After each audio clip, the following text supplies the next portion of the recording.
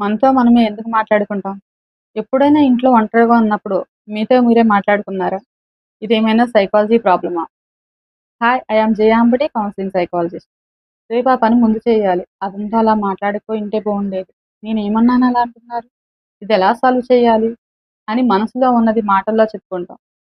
కొంతమంది అది కామన్‌గా పట్టించుకోరు. కానీ కొంతమంది అదేంటి నేను ఇలా పైకి మాట్లాడుతున్నా, నాకేమైనా ప్రాబ్లమ్ ఉందా? లేదా ఎవరైనా మనం మాట్లాడుకుంటున్నప్పుడు మనల్ని గమనించి, ఎవరూ లేకపోయినా ఎవరితో మాట్లాడుతున్నావు? నీకేదైనా మెంటల్ ప్రాబ్లమ్ ఉందా? అనొచ్చు. వెంటనే నాకు ఏదైనా సైకలాజికల్ ప్రాబ్లమ్ ఉందా అని భయపడాల్సిన పని లేదు. మనతో మనం మాట్లాడుకోవడాన్ని సైకాలజీలో సెల్ఫ్ టాక్ అంటారు. ఉదాహరణకు ఒక ఇంపార్టెంట్ మీటింగ్ ఉంది. కామ్‌గా ఉండు, తొందరపడకు, ముందుగా విషయం చెప్పు అని మనకి మనమే చెప్పుకోవడం కాన్ఫిడెన్స్ లెవెల్‌ని పెంచుతుంది. కానీ సెల్ఫ్ టాక్ ఎప్పుడు నెగెటివ్‌గా ఉంటే మాత్రం గమనించుకోవాలి. నా వల్ల ఏమీ కాదు, నేనెప్పుడూ ఫెయిల్ అవుతాను అని పదే పదే అనుకోవడం సెల్ఫ్ కాన్ఫిడెన్స్‌ని ప్రభావితం చేస్తుంది.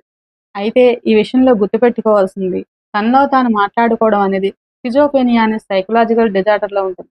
బట్ అది ఓన్లీ మాట్లాడుకోవడమే ప్రాబ్లమ్ కాదు.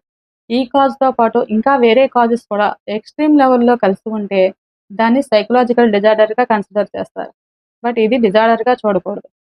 అందుకే మనం ఇతరులతో ఎలా మాట్లాడతామో మాత్రమే కాదు, మనతో మనం ఎలా మాట్లాడుకుంటున్నామో కూడా గమనించాలి. ఎందుకంటే మనతో మనం మాట్లాడుకునే మాటలు కూడా మన మనసుపై ప్రభావితం చూపుతాయి.